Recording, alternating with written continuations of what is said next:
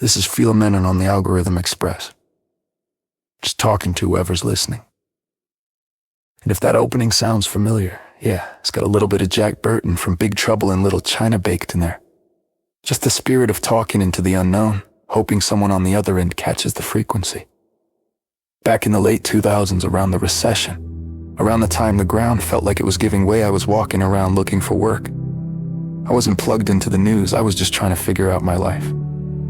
I walk into Blockbuster thinking, yeah, this could be fun. I'd had this great moment years earlier, some guy working there hyping up white chicks like it was the funniest thing ever made. That kind of enthusiasm sticks with you. It makes you think, I want to be part of this, I want to connect like that.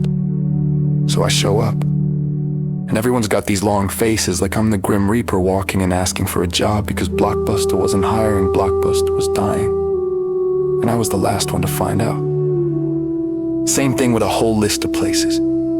Everywhere I went felt like it was one step away from closing the doors behind me, like I was walking through the final chapter of every store's story without realizing it. And the weird part, it echoes what's happening now. Different time, different technology, same feeling of standing on shifting sand. Around that same time, the one steady thing in my life wasn't work or a plan or a purpose, it was a dog. He wasn't even my dog, I was taking care of him so he could learn to coexist with a cat, and that was a whole mission on its own. But here's the thing, I succeeded.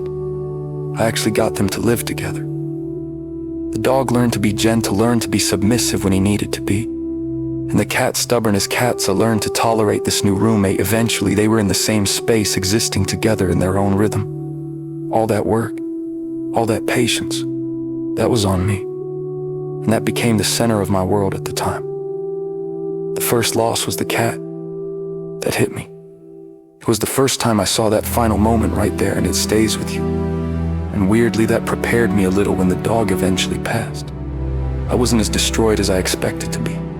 Not because I didn't care, but because life had moved and I'd moved with it. Before that happened, I ended up taking care of 2 more dogs, a whole little pack of misfits, each with their own trauma, walking them, leading them, teaching them routines, letting them know someone was in charge, someone cared.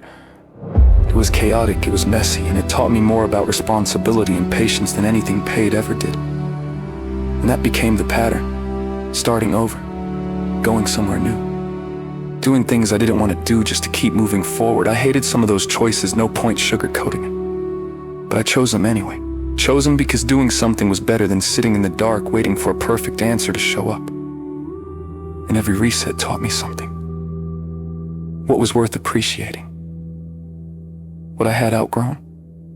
What an actual opportunity looks like. And how fast things can fall apart. And how fast they can be rebuilt. You go long enough like that and you realize you can survive more than you thought. You can even survive being invisible, showing up to a place where no one sees you, no one cares who you are, and you're starting with 0 reputation, like spawning into a massive online game with no gear, just your name and whatever you're carrying in your head. Sometimes the grind pays off, sometimes it doesn't. Sometimes something drops into your life out of nowhere and becomes the thing that moves you forward. You don't get to know which it'll be, you just learn how to walk into the unknown without flinching every time. Now here we are in a moment where the unknown is bigger, feels wider. Feels like it touches everything. A lot of people are exhausted before they even take the first step. They're standing at the edge of a world that's shifting fast and they're already overwhelmed, and I get it. Because the world is different now. The tools are different. The expectations are different. The timing is different. I can't tell anyone that what worked for me 20 years ago will work for them today. It won't. And the way you navigate this era, it won't look like the way I navigated mine. But everyone faces their first unknown. Everyone has that moment where fear tells you to stay still, but life forces you to move anyway. And if I have to start over again, I will. I've done it enough times to know I can. Back then, my biggest fear was losing the dog, losing the one thing I felt responsible for. And behind that was a bigger fear. What if nothing in my life ever meant anything? But life didn't stay still. And neither did I. Maybe you feel small. Maybe you're just one person. But if you're searching, curious, willing to try again, you're doing more than you realize. Maybe the thing you're looking for is somewhere you haven't checked yet.